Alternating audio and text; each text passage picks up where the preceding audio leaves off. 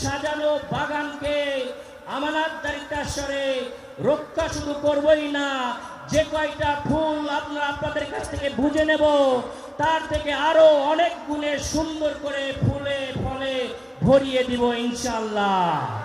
প্রিয় এলাকাবাসী, আমি কথা দিচ্ছি, আমি যদি আপনাদের ভোটের মাধ্যমে নির্বাচিত হই, আমি কোনোদিন ভাই থেকে ছাড় হব না। আমরা সন্ত্রাস করব না, আমরা চাঁদাবাজি করব না, আমরা কোনো বৈদ্যুতিক খাম্বার দিকে চোখ তুলে তাকাবো না, আমরা কোনো পার্সেন্টেজের ব্যবসা করব না, আমরা কোনো বাতাস ভবন করব না। প্রিয় এলাকাবাসী, আপনারা আমাদের উপর আস্থা রাখতে পারেন।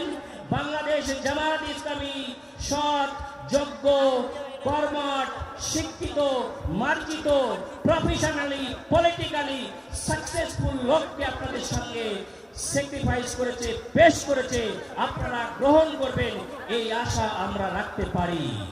প্রিয় এলাকাবাসী, আমরা প্রমাণ করেছি গেল 17 মাসে যে বাংলাদেশ জামায়াত ইসলামী কোনো প্রতিহিংসা বা প্রতিশোধের রাজনীতি করে না। বাংলাদেশ জামায়াত ইসলামের উপর যে অত্যাচার হয়েছে, বাড়িতে তারা থাকতে পারে নাই, শহীদ হয়েছে, জেল খেটেছে, জামায়াত ইসলামী কারো ঘর বাড়ি দখল করতে যায় নাই, কোনো পরিবারের দখল করতে যায় নাই। বাংলাদেশ জামায়াত ইসলামী এদেশে একটি সৌহার্দ্য সম্প্রীতির রাজনীতি গঠন করতে চায়।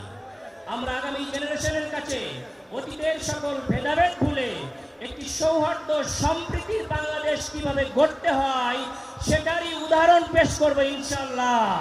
সুপ্রিয় এলাকাবাসী, আপনারা যারা কষ্ট করে এসেছেন, আমার পক্ষ থেকে আবারও আপনাদেরকে ধন্যবাদ এবং কৃতজ্ঞতা জানাচ্ছি।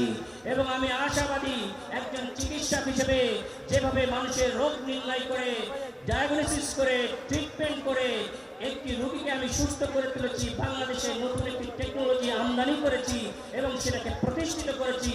আগামীতে এই অসুস্থ সমাজকে চিকিৎসা দিয়ে অসুস্থ সমাজের সকল দুর্ভোগ, মহামারী দূর করে আপনাদের কাছে বাংলাদেশের মধ্যে একটি মডেল আসন হিসাবে তুলে ধরবো ইনশাআল্লাহ।